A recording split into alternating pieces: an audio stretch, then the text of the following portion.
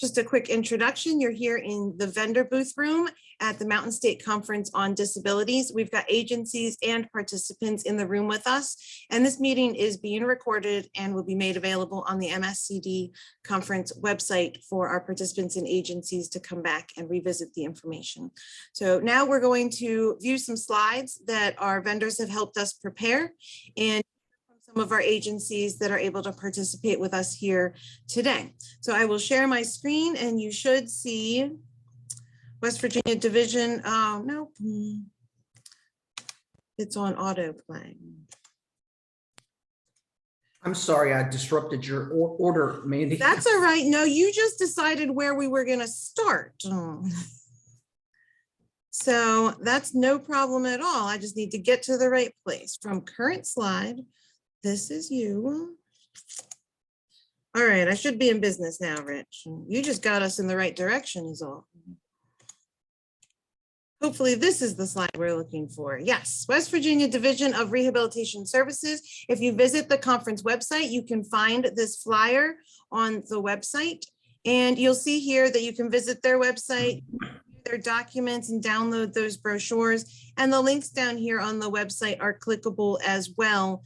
So you can view some of the neat videos that DRS has prepared and put out for some different outreach purposes. So Rich, thank you for joining us today, and share with us a little bit about West Virginia Division of Rehabilitation Services. Okay, thank you very much for accommodating me, and good afternoon, everybody. I know several of you on here, so that's always great to see names and faces.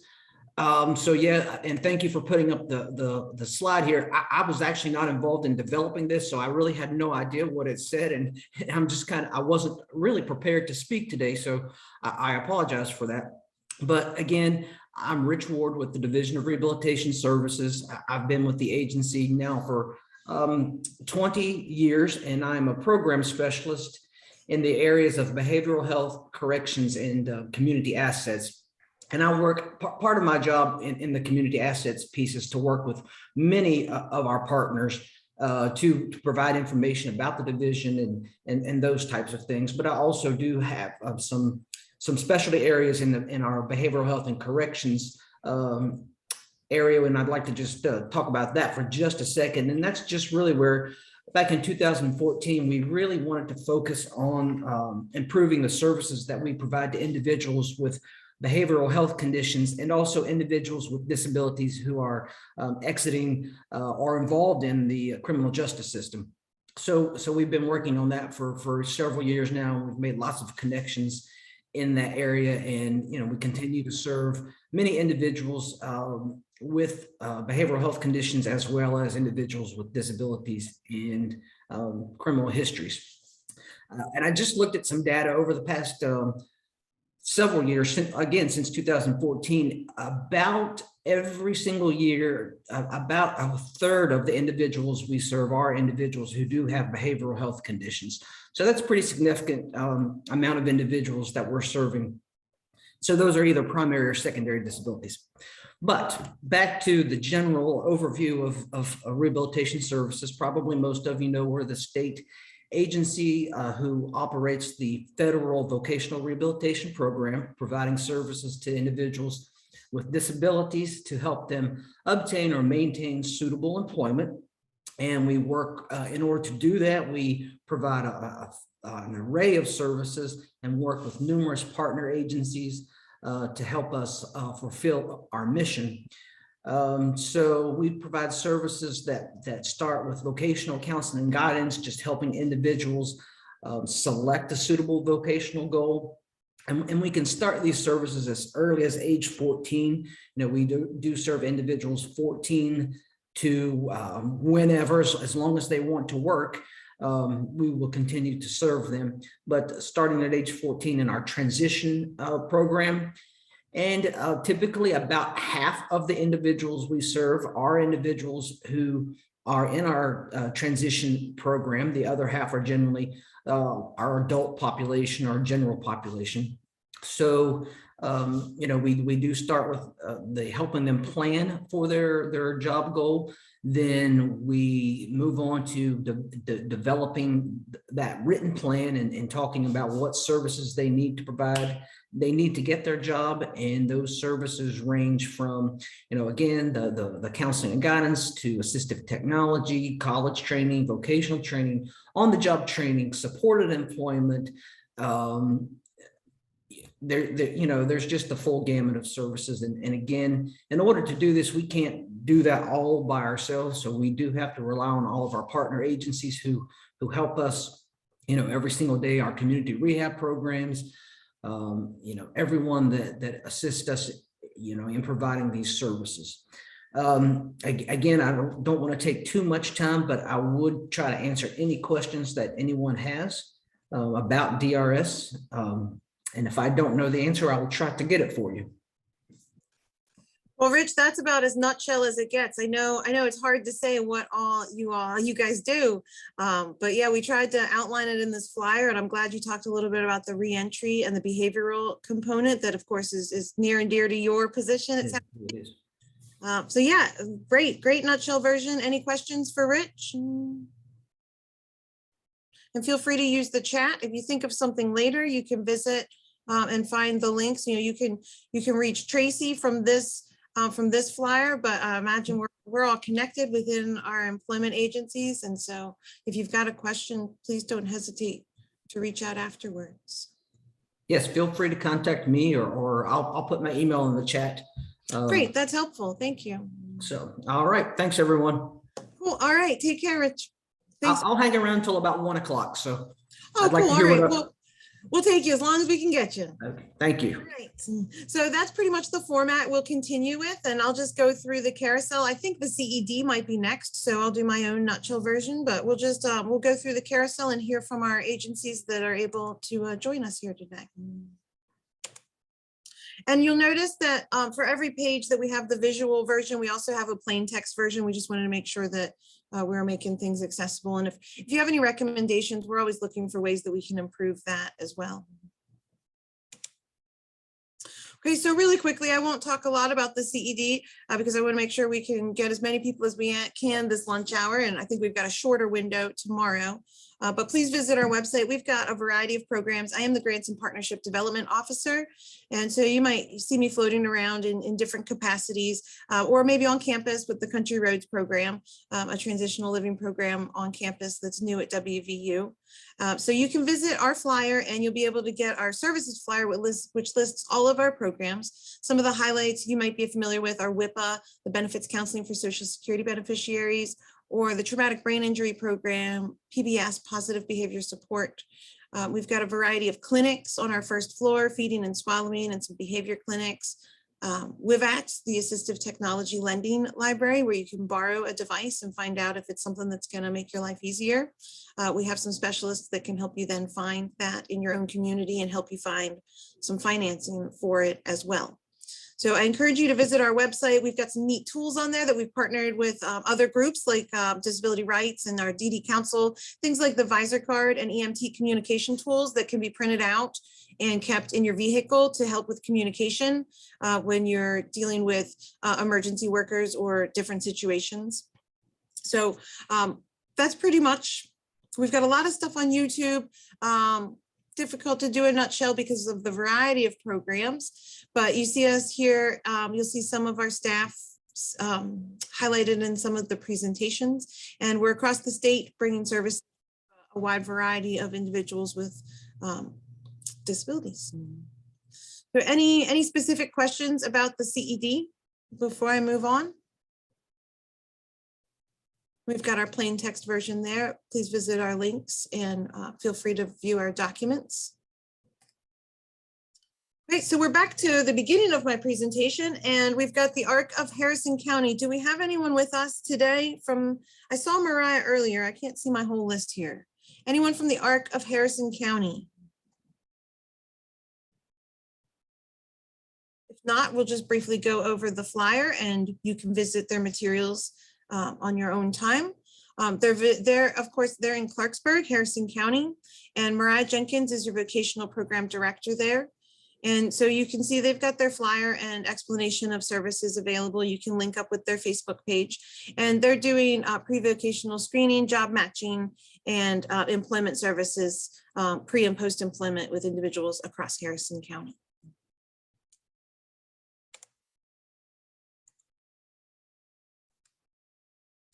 Great, you guys heard from one of our partners this morning, and I believe we've got a representative available. West Virginia Developmental Disabilities Council. You can see here their website is highlighted, and a little bit of data, just kind of some staggering numbers that make us take a step back and think, well, what are we really doing here, and what is our mission? So I really like sharing those numbers down there. Steve, you have anything you'd like to share? I know most of you heard from Steve this morning, one of our fantastic partners that's helping to put this conference on. There you are. How are you, Steve? Hey, great. I might have spent all my verbiage this morning. I don't know.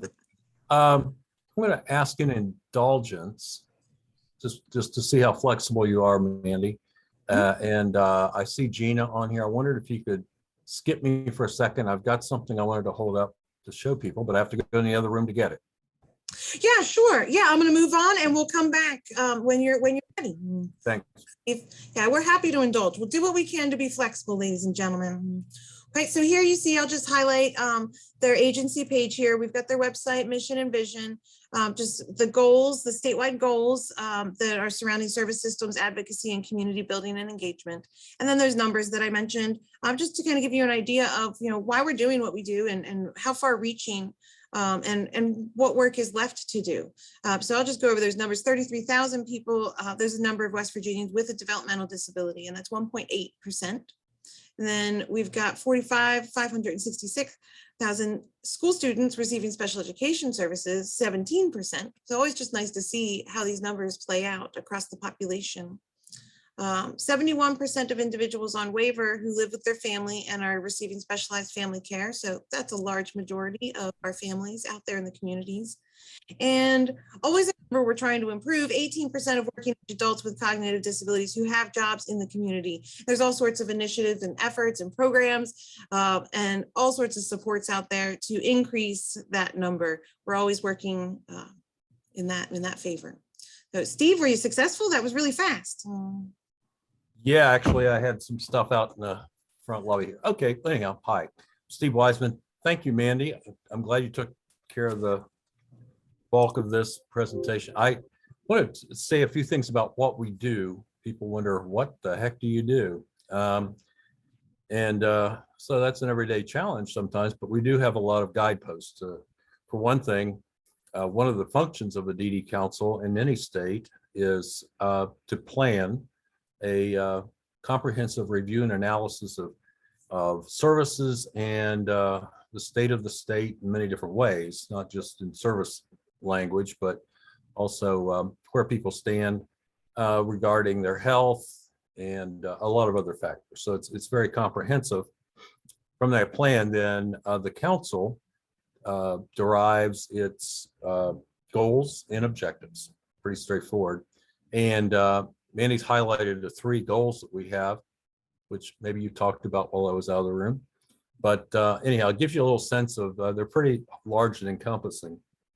But what we do with all that is a variety of elements. One is public policy and also the practices that apply to people with developmental disabilities. And generally it applies to many other people with other disabilities, but the treatment of people and their families both. So that might be a little broader than what you might know, but we do focus on people with developmental disabilities and their families. And public policy obviously ranges from federal and state law to regulations to rules to policy manuals and so forth. 2419, maybe public school policy here in West Virginia, as well as the federal law, but also another one that most people are familiar with is the home and community-based waiver programs.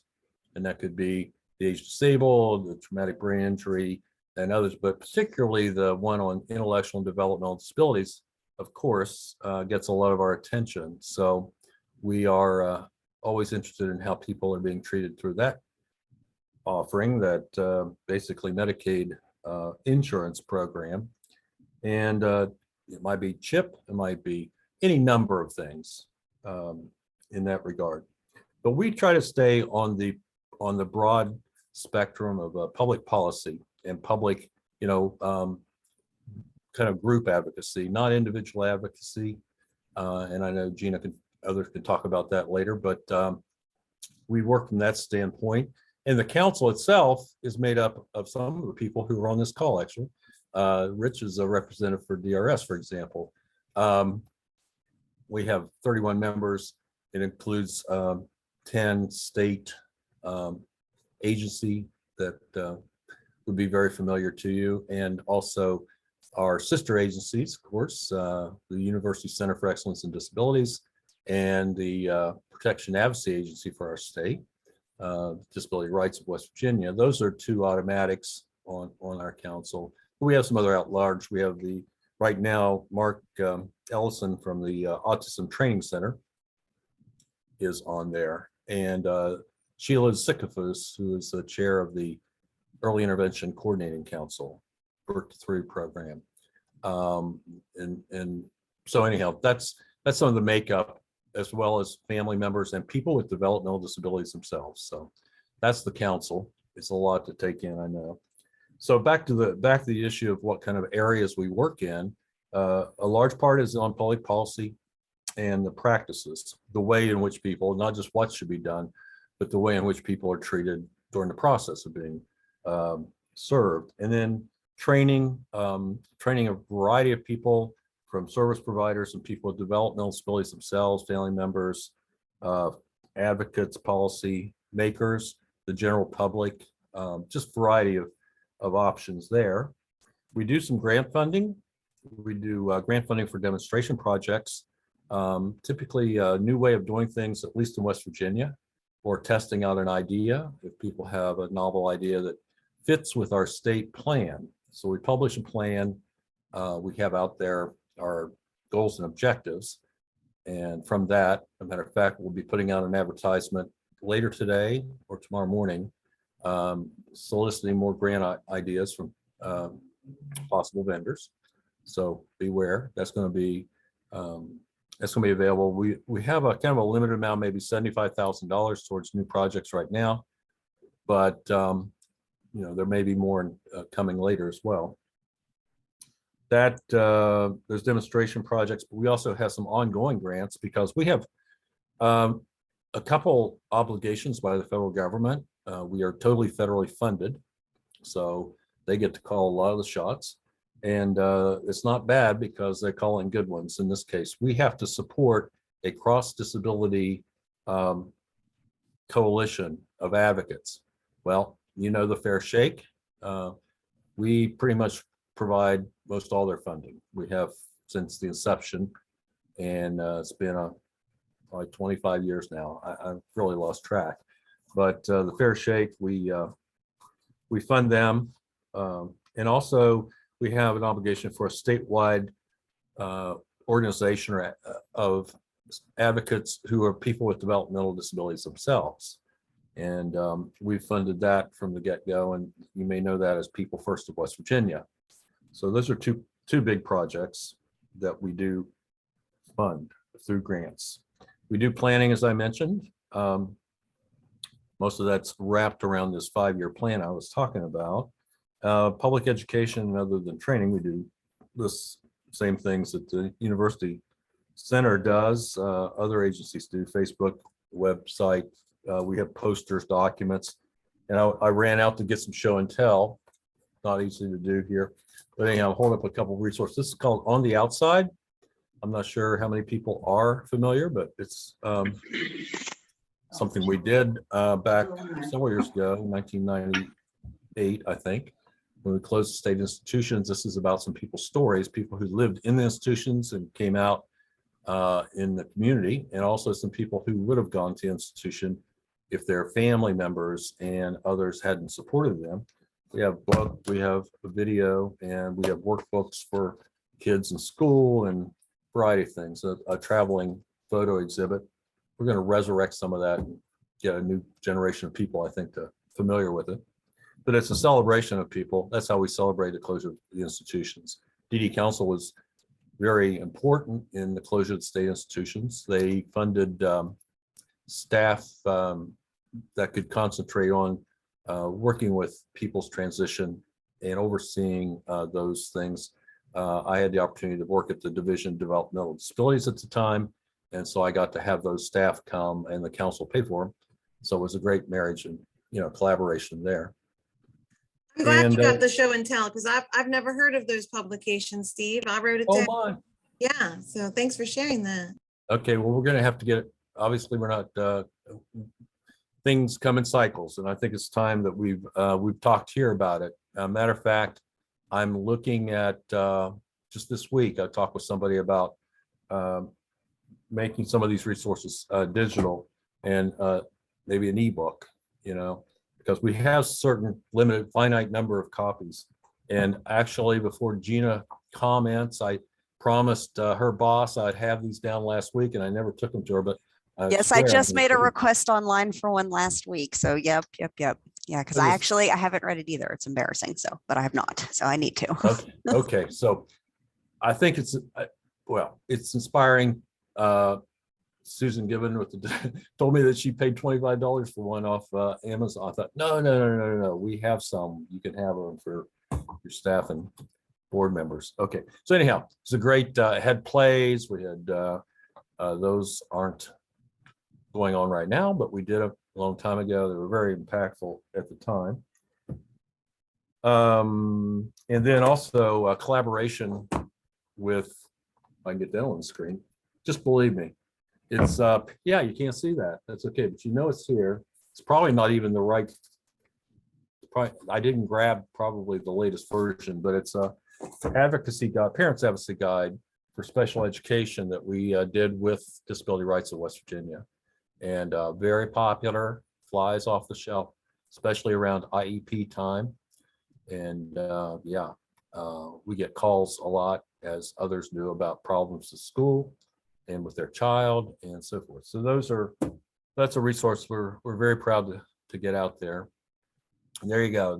Disability Rights has copies available as well. So you can either contact Disability Rights, and Gina's put it in the chat, or people call in here. All they have to do is call, give us their mailing address so we can mail them one, and we don't ask much. Although we do stick in. The only thing we stick in there is information about ABLE program, which of course Roxanne's here somewhere. Ooh, I don't know if that's the next slide or not, but that would be serendipitous if Abel's next. I know. Well, we'll see. Who knows? I think it might be alphabetical, so I'm not sure. Well, the last thing I was going to say was information referral. We get phone calls. I said we don't do personal advocacy so much ourselves, but everybody does personal advocacy at some level. I mean, really, somebody calls up, they've probably, by the time they get to us, they've probably been told by a bunch of people that they don't do that. Can't help you. Goodbye. But anyway, so we do a lot of talking, and a couple of the issues that come up often, by the way, this is more than you asked for. Number one is school issues, which you would maybe expect. The other one is about guardianship, and people will sometimes call and ask us to help them to attain guardianship for their son or daughter. And by the time they get off the phone, they're ready to go for or for supported decision making and other alternatives to guardianship, because people just are enculturated to think that's an answer that's good for their son or daughter and them. But that's just a teaser. That's one of our big initiatives, and I know it is with disability rights as well. So. Wow. And I think one of our other guests, you're going to see that topic as well. So I think we're in the right place. We're having the right conversations. I like how you talked about your kind of the background advocacy, because you said you guys don't necessarily provide direct services, but a lot of what you do are the people behind the curtains, and that advocacy and, going on the Capitol steps, and that's really important stuff. So any questions for Steve?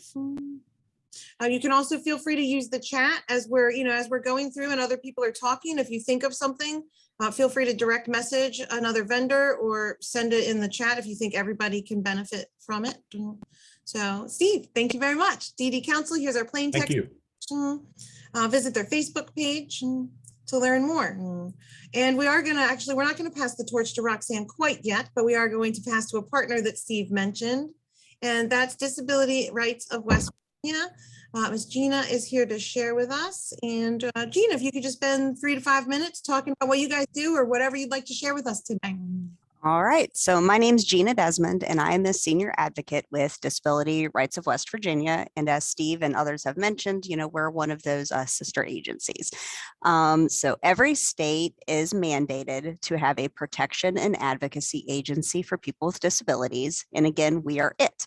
And it's been a long time since we've changed our name, but I still find people who do not know we used to be West Virginia Advocates. So if you hear West Virginia Advocates, same agency. So we have 9 federal grants, and then we do have the state Medley-Hartley Advocacy Program grant. And we help people with disabilities by giving information, providing referrals.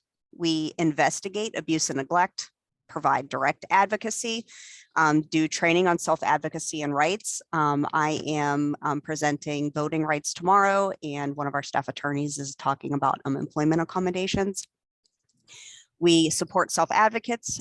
We do provide legal representation, and we love to collaborate and engage in systemic advocacy and litigation if needed. There are some things we cannot do. So we cannot provide representation for family or criminal law. Our attorneys can provide technical assistance regarding disability rights to other attorneys if needed. We cannot do bankruptcy, probate of estate, personal injury, eligibility for Social Security benefits, establishing guardianship, or non-disability related issues. We can help revoke a guardianship or change a guardian. I'm working with someone right now who a family member is a guardian, and they are not pleased with that. So we are working on changing that. And again, we can also help revoke an inappropriate guardianship if needed. And we can answer questions about that stuff. If you have questions and you want, we like to do supported decision-making trainings. If anybody has any questions, feel free to give us a call as well. So we serve any age, any disability. We work in the following systems. We do a special education. It's definitely a big call for us. We also can help people get assistive technology. Our CAP program, you've already heard from Rich Ward at Division of Rehabilitation Services. One of our programs is if somebody has questions or concerns about the services they are getting from DRS or a Center for Independent Living, you can call us. We have a program that helps address barriers if somebody has, receives Social Security benefits and they want to return to work and there's a barrier, we can help with that. We have our voter access grant, which I'll just wait tomorrow, attend my session tomorrow. And we monitor facilities, again, investigate abuse, neglect, all kinds of facilities, juvenile facilities, state and private psychiatric hospitals, state and private nursing homes, jails and prisons, group homes for behavioral health and developmental disabilities, assisted living facilities. So we do all kinds of stuff. You have questions about home and community-based services, basically services for any age, any disability. Give us a call. So 4 minutes. Thank you, Gina. and I'm scrolling through some of the documents that we have available from Disability Rights of West Virginia. If you visit the vendor page on the conference website, you can download these brochures or just take a look at them. Because yeah, it's a lot.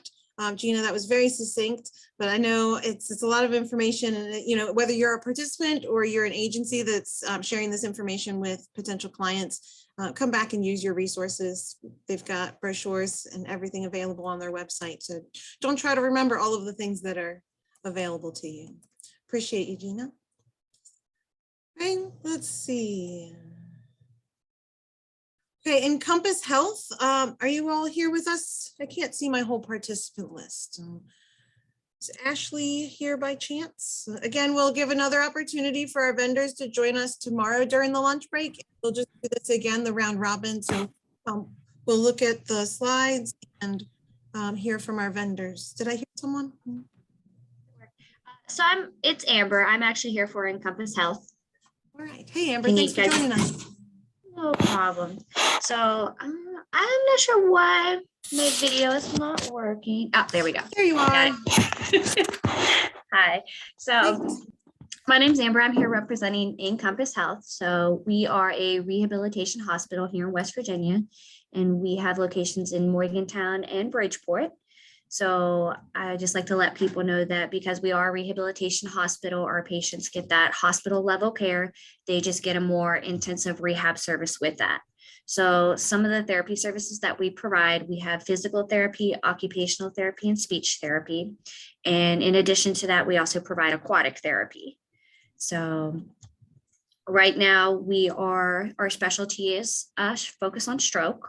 So we are a JCO certified stroke center. So that's our specialty of stroke. We also work on specialized in spinal cord injury and traumatic brain injury. Right now, our big thing is we're working on, now that a lot of the COVID restrictions are gone, we're actually reopening our pediatric unit so we can start accepting pediatric patients. And we are able to admit patients from acute care settings, long-term care settings, skilled nursing, and from home. So. Anything else? That's you want me to great, cover? Amber. Oh. So yeah, you guys can see here. So you said Morgantown and Bridgeport, right? Mhm.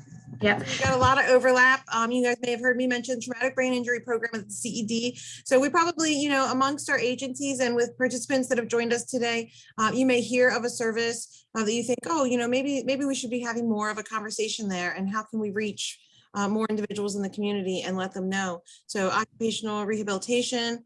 It sounds like there would be some overlap amongst our agencies depending on your regional area. And Encompass Health, I think I've got the plain text, and then also included on their information, there's a nice video. So if you have a moment and you stop by, you know, you can click that from their vendor page and learn a little bit more about Encompass Health. Any questions for Amber? We appreciate you joining us. And All right. Thank you. tomorrow. Thanks. ARC of Mid-Ohio Valley, are you here with us? We've heard from Harrison County ARC. Now we're going over to the western side of the state for the ARC of Mid-Ohio Valley. Let me see. Speak up if you'd like to share. Otherwise, we'll just review the information here. Don't think I see anybody. So ARC of Mid-Ohio Valley, they're an advocacy group out of Parkersburg. They, as you can see, their mission and vision here, they've been around since 1955, and they look to provide access to all productive lives for children and adults with intellectual, cognitive, and developmental disabilities. And they do that through programs and services. They have a cafe over there in Parkersburg where you can get a nice snack or pick up lunch. They do a lot of different awards and different programs. So I would encourage you, if you're over in that part of the state, definitely see what they're doing, or if you're able to go to summer camp or participate in some of their activities. And we'll see if anybody joins us tomorrow at lunch to hear more from the ARC of Mid-Ohio Valley. They have a thrift store. They got a lot going on. Steve, did you have something you wanted to share? Just picture at the bottom, there's People First Conference, and they have the grant to support the People First project. Yes, thank you for making that connection. Steve talked about their different funding, and he mentioned Fair Shake, and he mentioned People First. And so we've got the People First brochure there, and yeah, they have the funding there at ARC of Mid-Ohio Valley. So as you can see, it's a large group, and they've got a really good mission that they're working on. So check them out. A couple of websites you can visit as well there. Okay, and then they've got some great resources and brochures, so make sure you stop by their vendor page on the website, and a nice video too. All right, Pace Enterprises. Do we have anyone in the group joining us from Pace? I know I saw Joe earlier in the day. Don't see anyone on the list. So we'll hold off. I'll just do a brief overview and we'll talk again tomorrow in our round robin.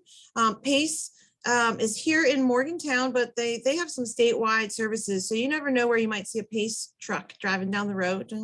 But they have employment services, and they do some internal and external placement. And they've grown a lot over the years. They've got a neat Beehive Cafe that feeds a lot of conferences. I just ate there last week with the Country Road students. We took a picnic lunch. So I encourage you to check out Pace, what they're doing across the state and here in the local Mon County area.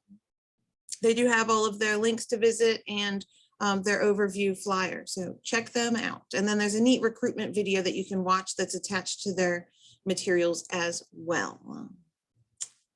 Okay, do we have PPL here with us?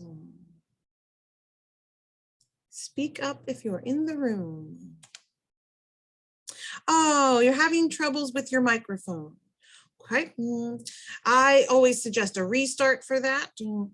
Our technology is not always kind. Yes, we're gonna visit with Catherine tomorrow from PPL, Public Partnerships. You can feel free to visit their site. But again, that's why we're doing this tomorrow too. So no pressure, don't stress about it. We're glad you could join us, but get those tech issues, no problem at all.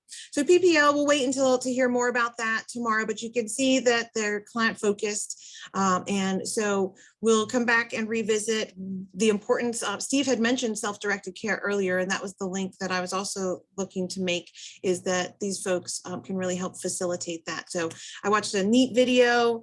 So we'll look forward to hearing more about PPL tomorrow.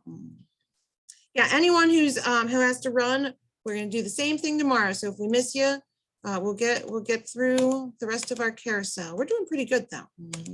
PPL has a lot of great documents to share. SW Resources, Jason, I know you're here with us. All right. Hi, I'm Jason Bailey. I'm we got three. We'll cut it to 3 minutes so we can get through our carousel. No problem. I'm Jason Bailey. I'm the Director of Rehab Services here at SW Resources. I'm also been named the Executive Director of the West Virginia Association for Disability Employment. At SW, our mission here is to provide vocational service to individuals with disabilities. And that's any disability that you can think of, we help. We have 3 major funding sources. We have we provide services through West Virginia DRS. We provide services through the IDD waiver program. And we also have a substance use disorder transitional employment program that are helping people that are transitioning out of facilities that are have a primary support, whether it be the Middle Ohio Valley Drug Court, Family Treatment Court, one of the sober living houses that we help them transition back into the workforce. We have 7 business lines that we provide training opportunities for, whether it be in warehouse, production, graphics, print shop, mailroom. We do janitorial, we mow grass, you name it, we do it. We also we are going to be starting providing peer recovery support services through the SUD waiver here in the next month or so. I invite anyone that's interested in learning more about SW to reach out to me, come by, do a tour. It's a great place. Right now, 82% of the individuals employed at SW Resources has one form of disability or another. Totally inclusive environment. It's kind of like a utopia here. We got people that never want to leave, and it's my professional staff's job to get them placed in the community. So far, since November, we've placed 18 people in employment opportunities out in the community in the area. So we're doing good. And with VADE, we have big things coming. If you're interested in either becoming a member and learning more about the West Virginia Association for Disability Employment, you can contact me through my SW email or at jbailey@wvade.org. Thank you. That's great, Jason. Congratulations on your new position with VADE. And just in case that you're not familiar, SW Resources is over in Parkersburg in Wood County.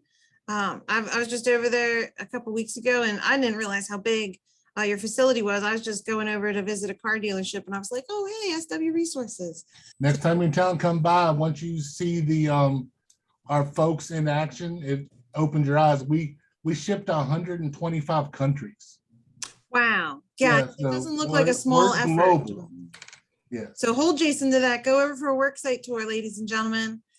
Thank you very much, Jason. All right, Roxanne, I believe you're in the house. If not, we'll get you tomorrow. Let me look at my list. I bet you're probably here. There you are. Sorry about that. I had to find the place where I can turn on my video. So that's always all a right. challenge, I think. Glad to see you. Thanks Yeah, for coming. It's great to see you all, and thanks, Steve, for mentioning Abel and Mandy for all your work in setting up this vendor booth. And this gives us a great opportunity to share our important resources. And this has kind of been mentioned before by many of you, that it really takes a village to help ensure that individuals know about the resources and the important resources that are out there for them. And so WB Able is one of them. It is, so for those of you that are not familiar, many of you though on here, I've either provided a presentation or material. So it's always great to see familiar faces and names. But we work really hard to get the word out about the program. We depend on folks such as yourselves and those that will be watching tomorrow, today, this recording, to ensure that eligible individuals know that the program exists and it is an opportunity for them. WB Able, it is a savings and investment account program that is made possible by the Federal ABLE Act that was passed by Congress in 2014. And ABLE stands for Achieving a Better Life Experience Act. So bottom line, the ABLE Act, it recognizes the extra costs that are associated with living with a disability, raising a child with a disability, or caring for an adult family member with a disability. The ABLE Act, it allows many eligible individuals with a disability to save and invest without it being at risk for losing their critical public benefit programs such as Medicaid, SSI, SNAP, and HUD. So before the ABLE accounts, individuals that receive SSI and Medicaid, they could not save more than $2,000 without being at risk for losing those benefits. So now with ABLE, individuals can save well above $2,000 in their ABLE account while, protecting their eligibility for those public benefits. There are also, ABLE accounts are also tax advantage accounts. So the earnings from the investments grow tax-free and they remain tax-free as long as the monies are spent on qualified disability expenses. Withdrawals can be made at any time to pay for those expenses. And then of course, anyone that owns a WB Able account, they may request what's called the Stable Visa debit card, which is a very convenient method for individuals to make frequent withdrawals from their account. The accounts are easy to use and to manage with the online account platform. We just celebrated our 4th anniversary back in February. There's participating in events such as this, to help spread the word as a vendor, but then also as a presenter. And so I just invite you all to join WB Able this afternoon at the 2:45 session. And also Mandy shared that those sessions will be recorded as well. So that's also great for folks that aren't able to attend live. What we're going to talk about today is, why the WB Able program is needed, why it's important. We're going to help you to understand the basics of the program, which would include benefits, eligibility, how to enroll, how to use the account, what the funds can be used for. And then there's some important recent legislative updates that I want to talk about, and then program updates for 2022. And I know that I'll cut this short. I know there's several others that need to provide information too. In the chat box, I'm going to go ahead and include some additional resources. We have a Facebook page, so if you don't already follow us, please follow us there. We have our quarterly newsletter. These are excellent ways to stay connected with WB Able, just to ensure that you understand, how to maximize on the use of the accounts, but then any program updates that you need to be aware of too. So I'll include that in the chat. And look forward to seeing you all this afternoon or in the recording. And again, Mandy, thanks for all your work with this vendor page and all these great resources that you've made available to folks.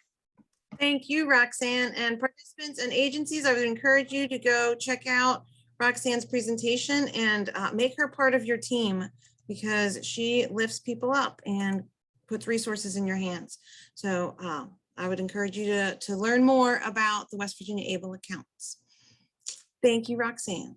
I believe the last slide I have, we're going to actually go over tomorrow, and it's West Virginia Association of Rehabilitation Facilities. I think Tara had to hop off. And so we're going to make sure that we start with WVARF tomorrow. I'm learning new acronyms too, like West Virginia Association for Disability Unemployment, you can call VADE. And so that's really helpful in our conversations in the community. And so I wanted to take a moment. We heard from the Division of Rehabilitation Services earlier, so we've come full circle in our carousel. We heard from Rich, and I just wanted to give a moment to introduce, I think Angela Walker has joined us, and Rich had said that she would be hopping on. Nope, I'm not lying, there you are. Okay, so Angela, I just wanted to give you a moment if there's anything you wanted to share. Rich did going over just the basics of information and referral with rehab services, and then with a little flair of behavioral and reentry. Was there anything you wanted to add to that, Angela? Rich told me that he had explained I might have a little bit more information on our transition services for students with disabilities. So just as a reminder, we do serve students with disabilities, and we serve them from ages 14 through 21. And as long as they have a disability, which could mean, you know, a learning disability, physical disability, have an IEP or 504 plan in school, or, you know, neither of those, but to be able to, you know, provide documentation about a disability, we can serve those students while they are enrolled in an educational program and provide specialized services called pre-employment transition services. And they are really focused on helping the students just identify career pathways, help them learn more about jobs that are available in their communities, the growing labor market jobs, providing them with labor market information to help them make, you know, choices about what it is that they want to do. And then prepare them obviously too for post-secondary experiences if that's the route they want to go. And then introduce them to work experiences too during that time frame. So we have counselors that serve students in all high schools across West Virginia. And so we just are really, you know, trying to, since COVID happened, we're trying to get back into the schools and just to get our services amped back up to provide for these students who are going to be transitioning into adulthood and into community life. So that is just kind of one specialized piece of DRS services. Great, thank you for sharing that. And we made it through our carousel, ladies and gentlemen. So those are your vendors represented at the Mountain State Conference on Disabilities.